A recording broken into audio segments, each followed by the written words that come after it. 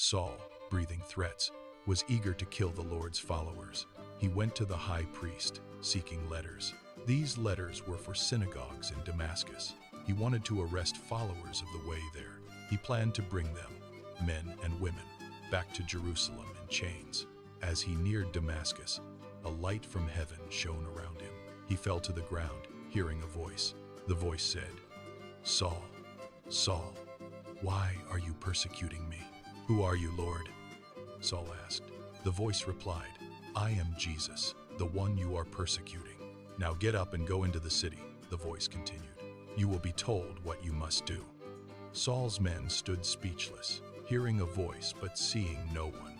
Saul picked himself up, but when he opened his eyes, he was blind. His companions led him by the hand to Damascus. He remained blind for 3 days, neither eating nor drinking.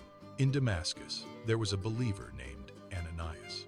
The Lord spoke to him in a vision, calling, "Ananias." "Yes, Lord," he replied.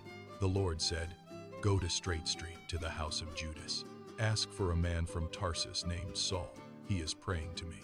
I have shown him a vision of you, Ananias, laying hands on him. He will see again." "But Lord," Ananias exclaimed, "I've heard of his terrible deeds. He has authority to arrest everyone who calls upon your name."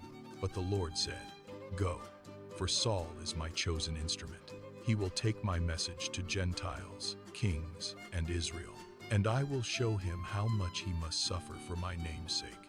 So Ananias went and found Saul. He laid his hands on him, saying, "Brother Saul, the Lord Jesus sent me, so you might regain your sight and be filled with the Holy Spirit." Instantly, something like scales fell from Saul's eyes. He regained sight. Then he got up and was baptized. Afterward, he ate and regained strength. Saul stayed with believers in Damascus and began preaching Jesus. All who heard him were amazed, questioning his past actions. Saul's preaching grew powerful, refuting Jewish arguments that Jesus was not the Messiah.